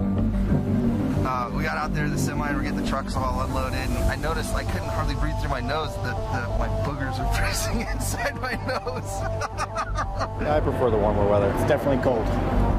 If you've come here before, you got your notes that you learned from last time and you're making those adjustments. We came up with heating pads around all the coolers to heat up the oil for the engine, things to heat up the shocks. The new guys like Brian Deegan and Chad Ward and RJ Anderson, they're not going to know that because they've never been here. If people aren't going to tell me everything, I came here, no one's going to give me too many tips, I get it. I don't even know if they think I'm even going to be a threat, to tell you the truth. We put a seat heater in just for this race, but we got the motor sitting right next to us. And the adrenaline rushes through you, and you don't even know what the temperature is out there. Pain's temporary, glory's forever, right? Give a little review here of the racing format at Frozen Rush. It was already pretty exciting in those quarterfinals, but now we go to the semis. We're going to take another untraveled road. We're going to do 4 laps now for the first time ever in Frozen Rush, head-to-head. And what a battle we have brewing between 2 huge names, Bryce Menzies, Rob Mack. This is the irresistible force and the immovable object against each other. Absolutely, and the young gun Bryce Menzies, I mean, it's hard to pick against him. He's got, you know, so much skill and so many accolades already in his young career, but Rob McCachran, one of the winningest drivers in our sport. You good folks can play along as well. Who do you think's going to win? Go to redbull.tv/vote and pick Menzies or McCachran. Which one do you think is going to take this round? You picked Rob Mack already. I did, and I'm sticking with it. Now, the hard part here, of course, the faster qualifier gets the pick of the lane. So Menzies, by way of being that faster qualifier in the second position over third qualifier, McCachran picks that right blue lane to start with. Okay, so you pick Rob Mack as a potential dark horse at the beginning of the show. So I'll go at Menzies to win this one, and we'll see who comes out on top. And you folks can vote at home if you're watching along with us and take your pick. And about 1 second was the difference. Menzies a second quicker than Rob Mack in their previous round run, but I don't know how much that means. This course is so torn up. One mistake changes it all. It doesn't necessarily mean McCachran isn't as fast. Right, well, the one mistake McCachran had, he had to really reel it back in. And so we'll see. This is going to be really about not making mistakes as this course continues to break down. The ruts develop, big snow holes. We're about to go racing here for our first semi. And a nice start for Menzies, leaving McCachran behind. And all the drivers seem to think that right side is a better launch pad, and you saw it. And that's what McCachran could see right there. That was a quick onboard of his vision. So you see Menzies now taking to the track, making more snow dust for McCachran as the lines combine. Man, shot out of the cannon is Menzies right now. So a big advantage early. We'll see if McCachran is obviously digging hard right now, can make it up. McCachran, that longer line, he's got to go all the way up to the top. Menzies all the way, already on his way back down. So this will complete the one of the 4 laps. Look how rutted it is already from on board with Menzies' truck. You can see it, how it undulates. The truck kind of moves up and down as he's drifting sideways. Now he's got the short line, the technical corner. It's going to be a little bit quicker around the high side for Rob Mack once he gets into the other lane, but he still hasn't gotten to the finish line left. That first lap was phenomenal for Menzies. McCachran's got his work cut out for him now. He's really going to have to hustle in this second half. And then remember, we'll do 2 more laps after it, but hard times being put down right now by Menzies. It's going to be hard to catch up. Bryce is a great talent, and being on his team in 2010, it was great to be able to watch the interaction with it. There, now the same problem that Rob Mack had in his quarterfinal, Menzies has. He reels it back in. And as I was saying, the relationship between Bryce and his father, Steve, and the entire family there at Menzies, they work so great together. Everybody's in a good mood. Everybody's happy. They're working towards one common goal. And after the 2 laps where they would be normally closer together, Rob Mack is a bit back. Yeah, absolutely. So he said that hard first lap throw down by Menzies is going to make him tough to catch. We'll see if McCachran has got any magic up his sleeve, or could it be a mistake by Menzies that opens it up? Wow, great drifting that corner, the apex on the inside there. Really looked great carrying that front wheel for Menzies. He got a little wide on the exit, but I don't think it cost him any time whatsoever. McCachran hitting this downhill section. He told us yesterday that he thought he'd actually be better off just kind of drive the truck through these gates instead of sliding it, because it's so easy to over-rotate. And on the downhill, it's very hard to catch once you lose it. All right, 3 laps down, 1 to go. Menzies just has to avoid the unforced error. No pressure really being applied at the moment. Yeah, at this point, it looks like Bryce has a clean run on his hands. But again, with the 2 different tracks, you're not really sure. But you would think that Rob would be in the picture there more or less. Now Rob running away to the top. Again, Bryce has the longer line this time. As you can see him working, he's back on the downhill now. Somewhere down here in the middle is where Rob should intersect and make it a close race, but it looks like Rob's a little further back than we've seen in some of the other races. Well, it's a real statement for Menzies if he can hold on here, and he even avoids getting into the berm this time. We expected this to be a wheel-to-wheel duel between 2 of the biggest names in off-road, but Bryce Menzies is going to walk off with it. No real challenge for McCachran, and Menzies is really staking a claim to this, that he could be the driver to beat today at Frozen Rush. Big win for the number 7. Wow, that was impressive.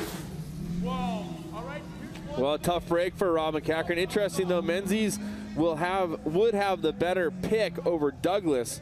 but Johnson will have the premier pick if he advances over Douglas, which will be our next semifinal. 5 seconds the margin of victory. This is where it got a little crazy, though, for the leader. Wow, got both wheels up on top of that edge and really did a great job reeling it back in. And we'll show you what these jumps are like here for him. It's a crossover. The truck just flying great. Looks really, I mean, the setup is really good for Bryce, and he looks super dialed in.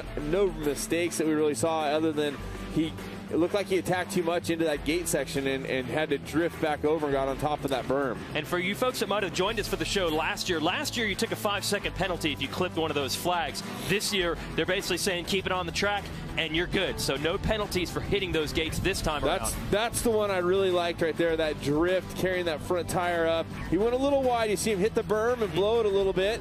That's going to cost him some speed possibly, but Bryce all the way around looked pretty solid.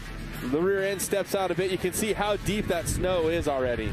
It's only going to get worse as we add more laps. Bryce Menzies taking a win, and we'll send it back down to Kelly.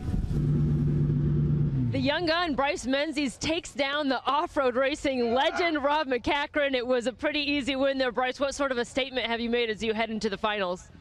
You know, it just shows our team's working really hard, and man, this course is getting so chewed up. It's so hard to get around, but my main goal was just to get to the finals. And last year we came up a little short. We got third, but so much fun out here. I'm having a blast ripping this thing around the snow. It's incredible. All the fans, thank you guys for coming out. I got to thank Red Bull, KMC Wheels, GoPro, Rigid Industries Lights for leading me the way. Everybody else that helps me out. This is just an unbelievable event. Seems like everyone says the key is no mistakes, but looks like it's sort of inevitable now with the track conditions. Yeah, I mean, with the 4-lap run, I mean, the track is getting so torn up, and when we get to the finals, we're doing 6. So the biggest thing is just to get through, try to make as less mistakes as you can, but just having a blast, man. These BFG tires with these studs are ripping up this trail.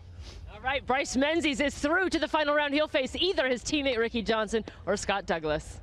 Man, that was an impressive performance by Bryce Menzies, especially considering, as you've been talking about and the drivers have too, the course is supposed to just keep getting worse, but he did all right on it. There's a good look at some ruts going up off one of the jumps, and look at the course. This is where some of the mistakes have been made. You can see how deep it is. It actually looks like 2-track ruts and then like almost like a big silt patty in the middle there, like a soft spot.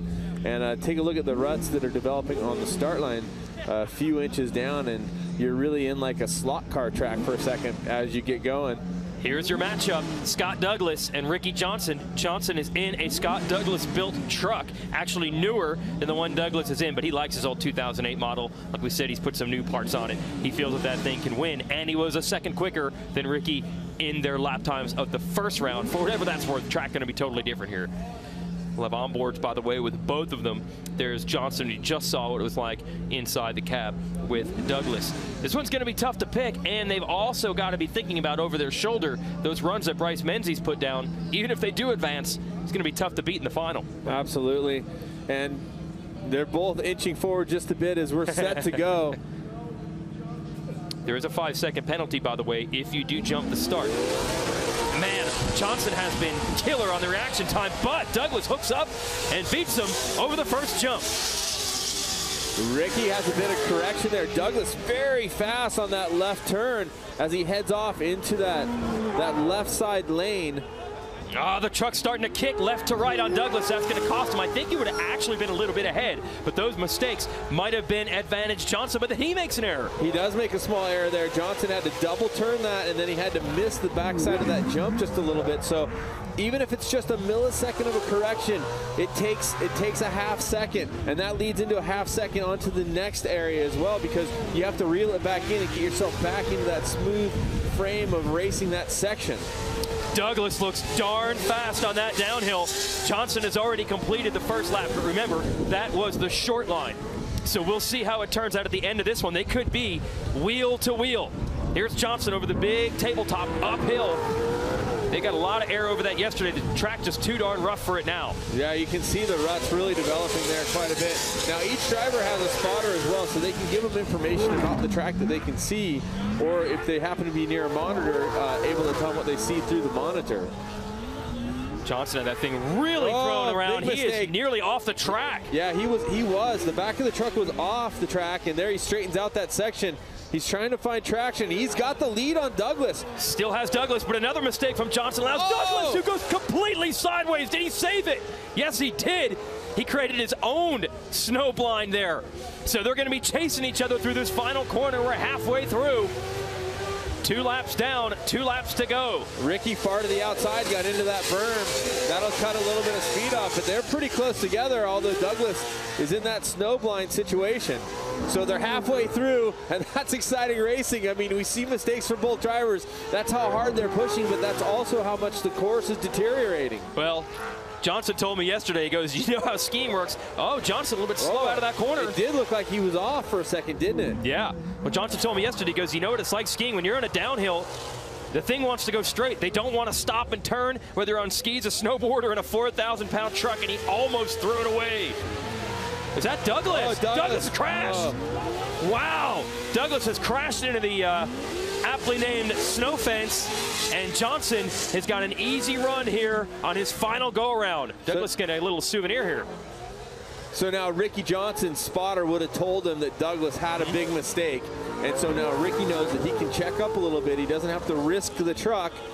Douglas, on the other hand, really needs to go as fast as humanly possible, but I think at this point, if you have a spin out like that, you're out of contention unless there's a major mistake made when there's no pressure on Ricky Johnson. And Ricky Johnson, after all the Supercross and motocross and off-road wins, I don't think he's going to make a mistake in that situation. Actually, looks like RJ is definitely taking something off here, cruising home in this final lap, but even with that, if you're not on the gas through some of those downhill jumps, the truck starts to kick.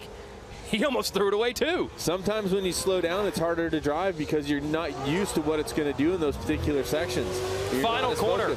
Sorry to cut you off there, but Rick Johnson's got this one tucked away.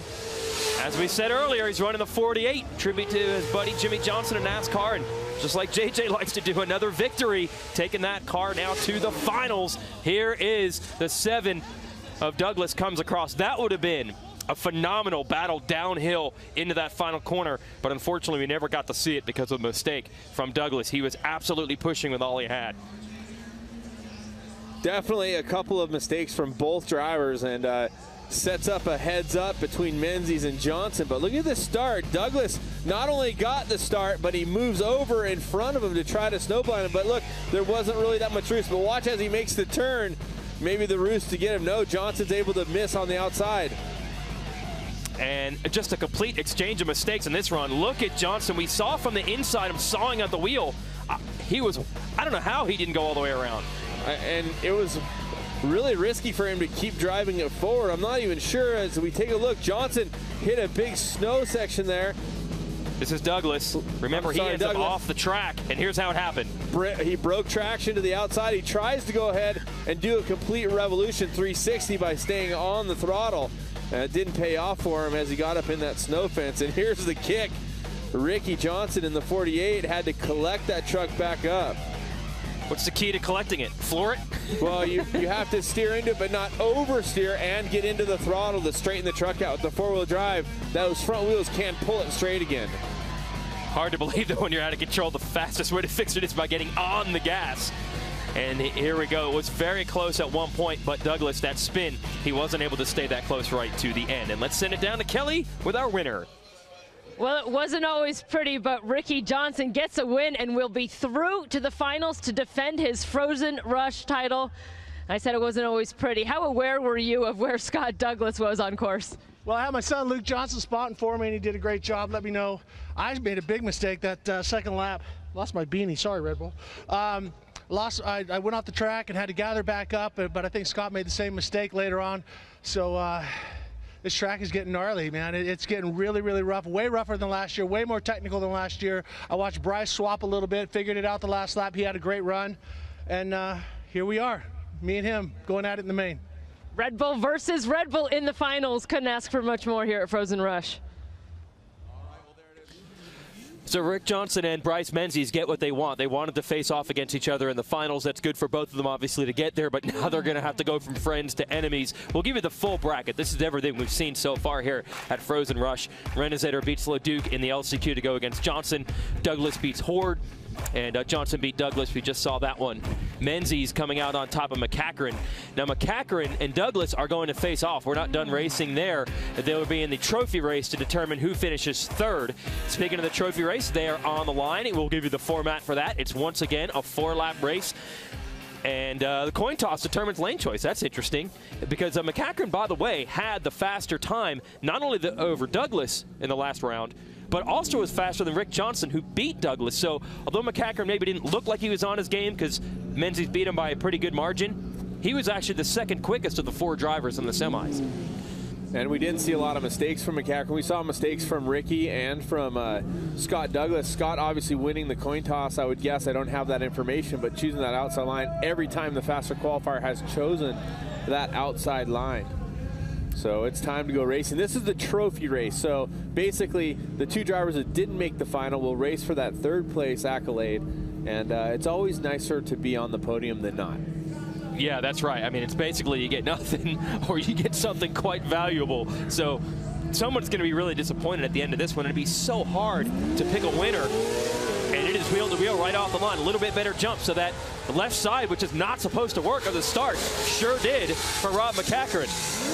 And Matt got a good jump, and then it looked like he hit like a snow berm there from the final turn. And I saw him working that section. Oh, having to go through that snow dust has got to be brutal. Very powdery through this corner here. Oh, perfect timing over the jump. As you see McCachran go flying over the top. Now he's going to hang this left-hand turn. This led to the undoing of several drivers earlier today. Good job by McCachran here. And there's a good look at Douglas setting up for that final bowl turn. Big lead for Douglas right now, but remember, it's a 4-lapper. He had the short line this time. We'll see how much ground. Boy, that truck was not straight in any part of the straightaway. See how much ground McCachran can make up due to those mistakes and then clipping one of the flags. So Douglas, not exactly smooth, but definitely effective. He looked quick there as we get a good look at McCachran, and he's swapping back and forth just a little bit as well. Big run up to the top here. Wow, the ruts have really developed. You can see them there from the onboard, and then these really soft powdery corners are tough to navigate. He goes out to the outside, hits the berm just a little bit there, and they're close. This is much closer than we've seen in the last couple. And we're only halfway through. We're going to run each lane again. Douglas with a slight edge over McCachran, and he switches over to the inside to block him, and why not throw a little snow in his face as well? It'll be interesting to see what kind of a difference that makes. They were pretty close coming into the corner. We'll see if Douglas has a bigger lead now. He doesn't. McCachran, through the snow and all, stays right with him. And a big swap from Douglas. So he got traction and threw him back the other way off the face of that jump. Again, it's the battle for the podium. Douglas pushed. He hits the berm. He starts to push there, and he hits the outside. Almost hits the inside as well. That could be the opening that McCachran needs. Now this corner, again, very, very difficult. Get the truck turned all the way around, and then it's downhill. And as McCachran told us yesterday, this is a little bit different than what they're used to. You don't normally take corners and jumps downhill the whole way. I'm just watching that line. McCachran looked very clean in there. He didn't come off one of the edges. He didn't swap. Just trying to, looks like he's trying to drive a smart, clean line through there. So Douglas has completed it. He's got 1 lap to go. McCachran looks like he's far behind now, but he will have the short run on this final lap. Let's see if he can come from behind. Wow, it's just amazing how much snow. Oh, and a mistake for Douglas. Yeah. He pushes really far out into that berm, gets into the soft stuff. We'll see if it costs him as they're going to come back together. It's going to be pretty close. There's McCachran, as you saw on the outside. And McCachran's on the inside. Douglas is into his lane. Oh, and he runs out into McCachran's lane, but McCachran still has the edge on him. McCachran won't back down. He got the inside. He's going to wrestle the lane away from Douglas in the final corner. Douglas trying to come back to the inside. Not going to happen. And a come from behind effort for the trophy. Rob McCachran takes 3rd, and our first run we really saw here today with them going back and forth. Douglas had it at one point. I don't know if he would have taken on a penalty for essentially going into McCachran's lane, but it doesn't matter. McCachran beats him anyway. Wow. Well, what I saw there was McCachran was smart enough to stay in the throttle to race up alongside Douglas. Douglas had to check up a little bit to straighten out the truck, and McCachran's able to run down the side of him. I'm looking forward to seeing that as McCachran heads to the interview area. There's a good look at the truck, and he did a great job. What he did is he held that inside line, and he held it on deeper, blocking, keeping Douglas from getting to him there. Here's the push you were talking about. So he has to turn. He had to redirect there, gets to that outside.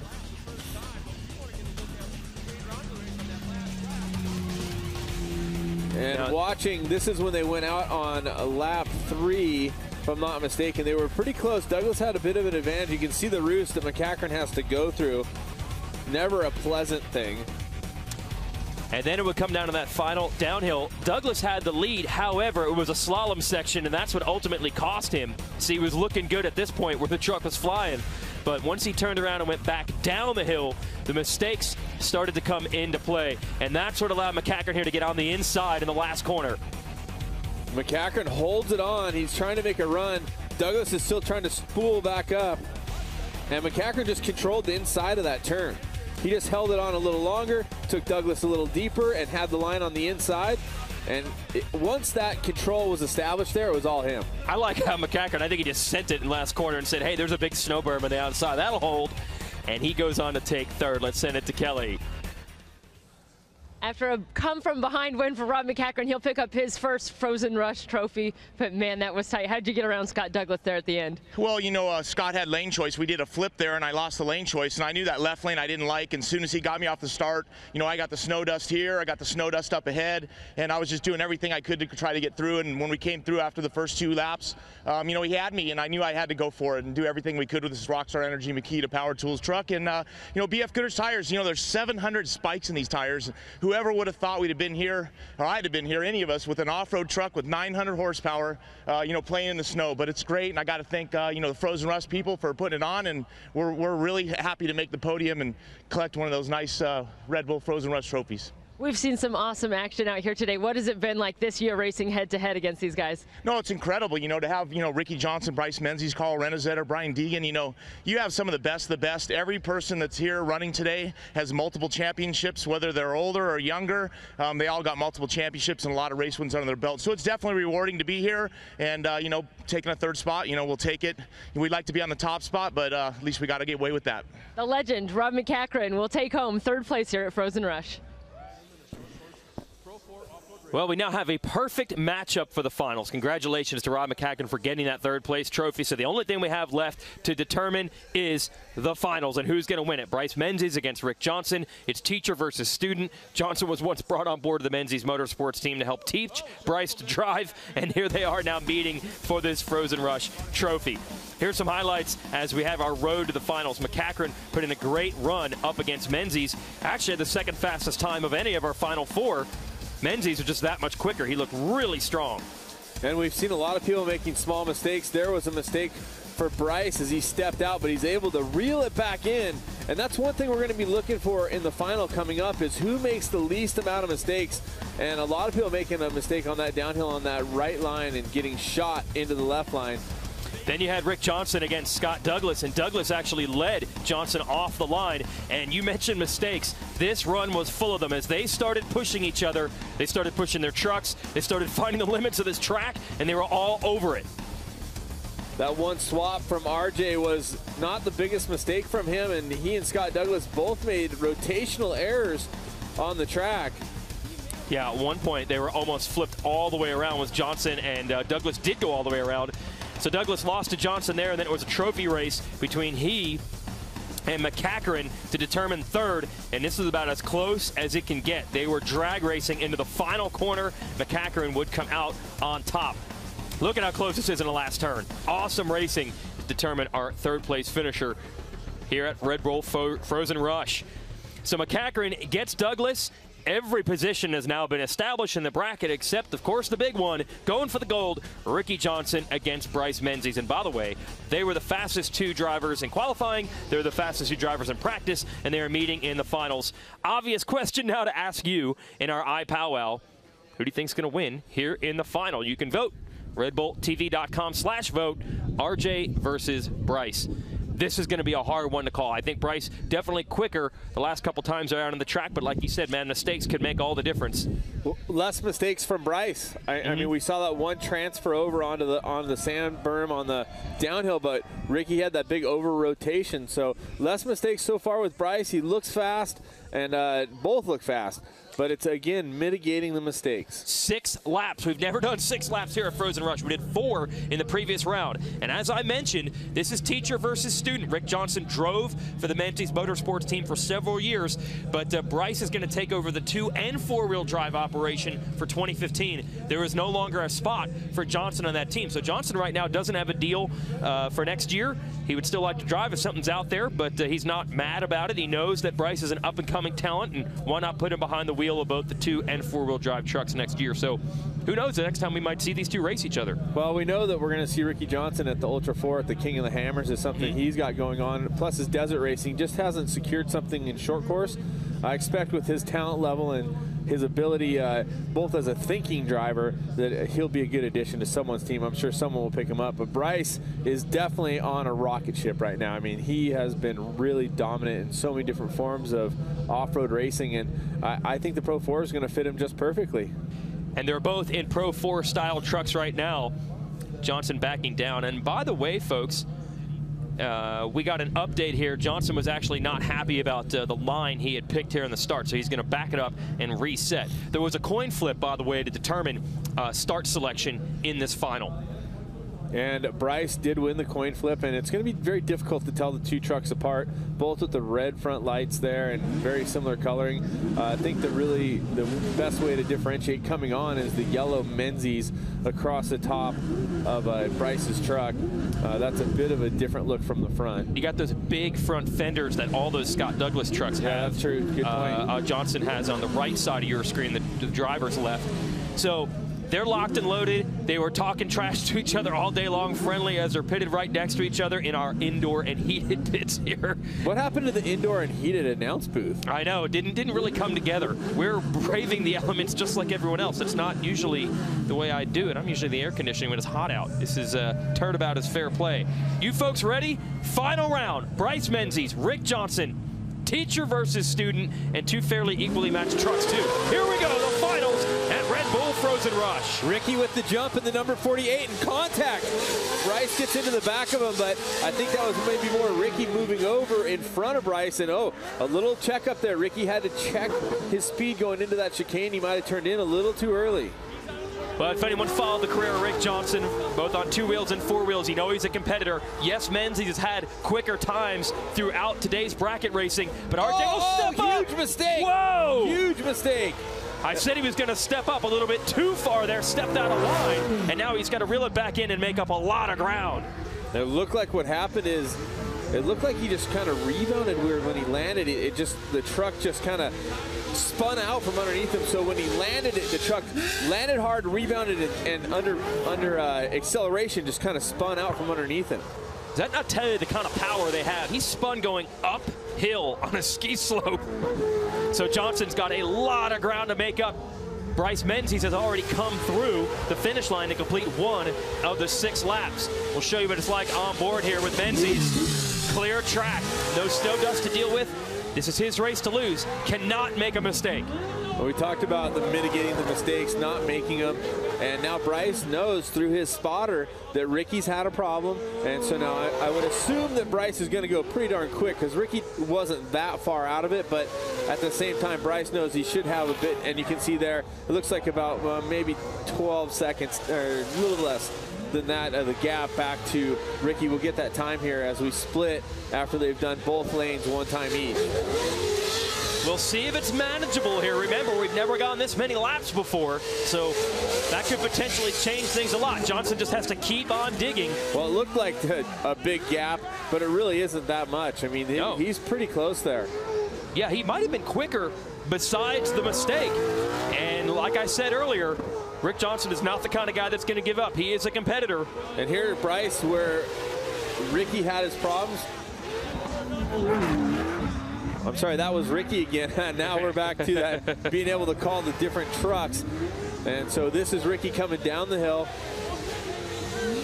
This is downhill for Johnson. He's got to be perfect through here. Menzies has once again crossed the finish line. He's halfway there in a 6-lap race. Johnson with the hammer down. He's got nothing to lose at this point. He's going to uncork it here in this big final corner. Beautiful job. Oh, holds it way down on the bottom. Nice job using the bottom of the track. Maybe some better traction there because the outside is where it's been pushed out to and where everybody's been sliding out and breaking that edge down. And so Ricky trying to use that bottom for traction. And here's Johnson trying to find Bryce Menzies in the distance. Here is your leader in the number 7. All because of that one mistake. The beginning of lap 1, Menzies has this gap. And we're wondering, it's about the same. Johnson has maybe inched up on him a little bit from the last time they did this. We are 2/3 of the way through. 4 laps will be about to be completed right now. Can Johnson find something special? Can Menzies deal with the pressure and avoid the mistake? He really isn't that far back. No. Just a medium-sized mistake from Bryce, but that's the thing is you don't see Bryce make a lot of mistakes. You know, he's usually really spot on. I call it B Money because his name's Bryce for the B in money because he's money behind the steering wheel, and he is an amazing talent. Well, Rick Johnson even saying yesterday, you know, he can't feel bad about having to give up a ride to the guy who really might be the guy in off-road racing overall over the next couple of years. Menzies really coming into his own now, and he might just add this Red Bull Frozen Rush trophy to his collection. But Johnson still going fast. 1 lap to go for our leader. Can Johnson dig down deep and get him? He will have the shorter run the next time around. So Ricky again trying to get down on that bottom. You can see, I see some dirt. Yeah, I see a little dirt exposing itself where the course has been carved out. There's Ricky coming across, heading out on his last lap. But as we shift gears, this is Bryce on the downhill on the homeward bound straightaway. Well, kind of straightaway. And look at him being very, very precise, keeping it right in line, not throwing the tires out, not throwing it sideways, just driving through that chicane. And here's where he had problems before, no problem at all. One more big jump, and he looks smooth. And Johnson was able to close it up every time we saw them in that section, but he's not going to be able to overcome that mistake on lap 1. That will ultimately make the difference. A perfect drive on all 6 laps, and Bryce Menzies wins Frozen Rush 2015. And they're going to do some celebrating here. You talk about snow dust. Just take our word for it because you can't see anything on your screen. They're just to the right of us in the tower here. Johnson's going to do some donuts here in the snow. That's Snow Angels with 4-wheel drive. Hey, why not blow it out, guys? Well, as a fan, I had to just stop and watch for a second. It's awesome. And you know, Johnson did not go down without swinging. Did everything he could to try to make up that ground. And we're going to show you where this thing ultimately came undone. Meanwhile, Bryce Menzies is jumping on the roof of his truck. The crowd's cheering. Here's Johnson getting sideways. And he just got crossed up on the jump. I was wrong. It wasn't on the rebound. He got crossed up going up the face and wasn't able to reel it in on the landing. He had to go around that obstacle, but was able to get back on course. And he gave a great run at it, but unfortunately, that was a big mistake. And what difference do you think it made as far as he was then not able to apply any pressure to Bryce throughout the rest of the run? Do you think that made a big difference? Yeah, Bryce is so cool. I mean, you're not going to rattle him. And he truly was really, game on the whole time. He drove through that chicane section each time without really any risk at all. He kept it fast, though, but he never stepped out. He didn't have to go to that final race fast because he knew that mistake had been made. And we did see, as we went through the rounds today, as the drivers started to push each other, we didn't see really any crashes, spins, or accidents early. There were a ton of them in the second half of the race day because they were just pushing that much harder. And here we're going to collect our podium finishers. Rob McCachran coming back up to the mountain in his Rockstar Makita truck, and the 2 Red Bull Fords will be there on the box as well. These guys, I'm sure it was fun to do this no matter where they finished. It has to be a blast to get out here in the snow. Bryce Menzies crawls out. We'll see, get to talk to him. You can see all the safety gear. There's the neck restraint coming off. All the drivers wearing head and neck restraints. And he's going to go over and congratulate the elder statesman of the sport, Ricky Johnson, 50 years old. And, of course, Bryce Menzies now 27 years old. We've been calling him the young gun. And, you know, I've said on shows before, I really don't like Bryce because he's well-spoken, good-looking, and a great driver. It's a lot to be jealous of, for sure. I didn't say I was jealous. Rush. You didn't say it. Yeah, let's send it down to Kelly with Ricky We saw the embrace between the two teammates, Ricky Johnson and Bryce Menzies. Ricky, you come up just short of defending your Frozen Rush title. You made that mistake early on. What was your mindset from that point forward? Well, the course got a little bit more tore up than I thought, and I was just holding it wide open. I probably should have checked to get the jump to get the truck straight, but knowing that I had to make ground on Bryce, I just gave it all I had. And with the ice and you can't see the conditions, my wheels landed a little bit off a groove, sent me sideways. Blah, blah, blah. You know, if my aunt had balls, she'd be my uncle. I made a mistake. Bryce did not. Congratulations to him. It's great to see a kid that I've worked with and mentored. You know, if I have to give it to somebody, I didn't give it to him. He deserved it. He took it from me. Talk about just this event in general this year, going head-to-head with these guys, seeing each other out on the course. Yeah, it was difficult because I'll be honest with you, whoever gets the hole shot, whoever gets the right lane is a tough person to beat because as you go up the hill, you can't see, but then you know, it kind of balances out. So I think we would have had a great race if I would have made that big mistake at the beginning. So I just want to thank Douglas Motorsports, Red Bull, KMC, Replay HD, and all the guys from Rugged Radios and everybody, and also BF Goodrich, man. They gave everybody tires to go tear this stuff up. So congratulations to Bryce and to Rob. Let's go party. Well, for Ricky Johnson, it will be a second-place finish. He came up just short, of course, to his teammate, the young gun, as we keep calling him, Bryce Menzies. Bryce, what a heck of a day you had out there. What's it like to win, to beat the guy that has been your teammate and mentor? Oh, it's amazing. You know, he's been my teammate for 4 years, and he's helped me through pretty much everything. He helped me win 3 championships in Pro 2, and he gave me a lot of advice coming into this race. So to start out off the season with a win is huge. I couldn't be more stoked, and just got to thank Red Bull for, you know, believing in us and putting on an event like this. I mean, it's incredible. I've never been this tired in an off-road race in a Baja 1000.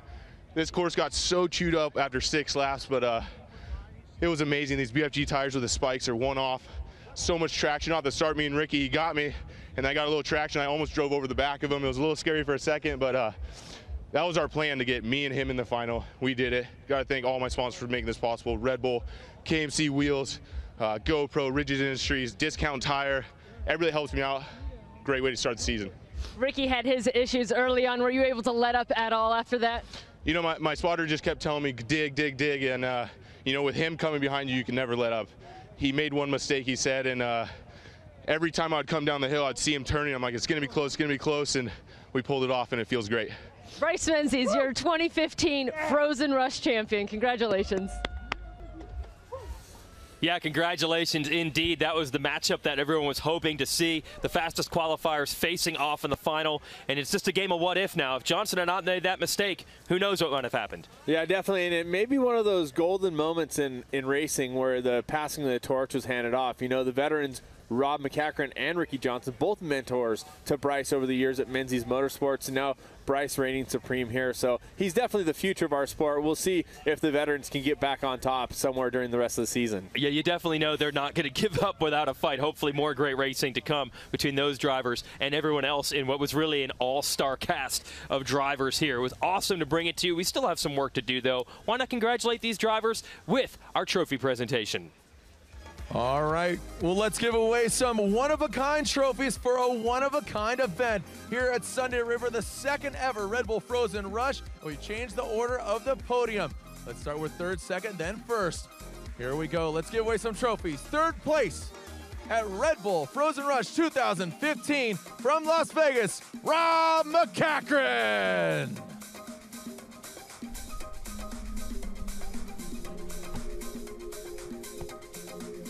Rob McCachran in that number 21 grabs his respective podium spot and handed the spiked metal tire trophy.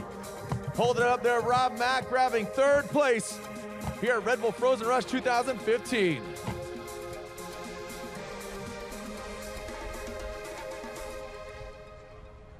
Now this gentleman won the inaugural Red Bull Frozen Rush last year. He's still on the podium, but just a step down. In the number 48 Red Bull truck, second place at the 2015 Red Bull Frozen Rush is Ricky Johnson.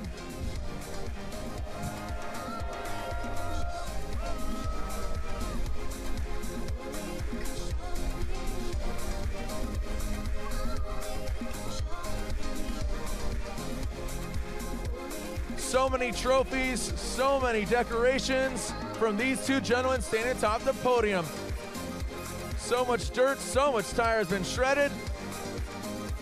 And now a gentleman that's making a name for himself, 27 years old from Las Vegas, Nevada. He's in the number 7 Red Bull truck. And your winner, the 2015 Red Bull Frozen Rush, Bryce Menzies.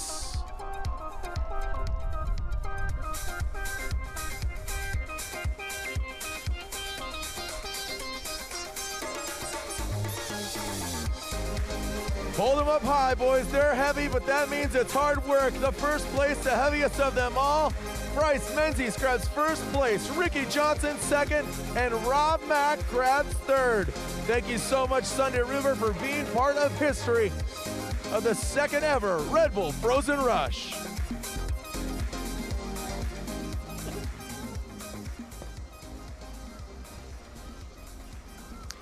Well, that was awesome. Congrats to Bryce Menzies, Rob McCacker, Rick Johnson, the top 3 today. But really, it was just a blast to watch these guys, and I'm sure they all had fun no matter where they finished, although they would have liked to have beaten Bryce Menzies. Well, the weather started out a little rough this morning, but it's beautiful this afternoon, and I think the racing equally as well. I mean, everything was spot on all day long. It was exciting. The head-to-head played out perfectly. I mean, seeing the trucks side by side really was a huge gain for the Frozen Rush. Well, I want to thank everyone for joining us today at Sunday River Resort. And there's a lot more to see on Red Bull TV, including video-on-demand content from the famous Dakar Rally, which is underway now through January 17th. And it's widely considered one of the greatest challenges in all of motorsports. You can follow the adventure on Red Bull TV or at redbull.com/Dakar for daily highlights. And our next live stream here starts January 29th. We'll have surfing with the Volcom Pipe Pro live from the world-famous Banzai Pipeline.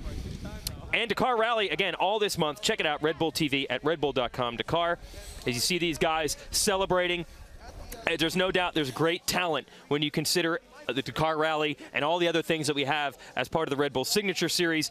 This will be part of the Signature Series on NBC on March 1st. There's no doubt about it. What these guys were able to do today shows that no matter what sport or motorsport you're talking about, these are some of the most elite in the world. Very impressive performance today. Would you like to get behind the wheel of one of these things in the snow one day? I'd love to be invited to come out. I'd have to get a Pro 4, though, but maybe Scott Douglas could build me one. He did an excellent job, put one of them up on the podium. So glad you're able to join us today. An awesome day. Obviously, it was cold out, but when you go to the ski slopes, you know you're going to have some fun in the powder. That's exactly what we did. For Cameron Steele and Kelly Stavis, I'm Jason Wygant. Maybe the torch has been passed today as Bryce Menzies takes the championship away from Rick Johnson at Red Bull Frozen Rush.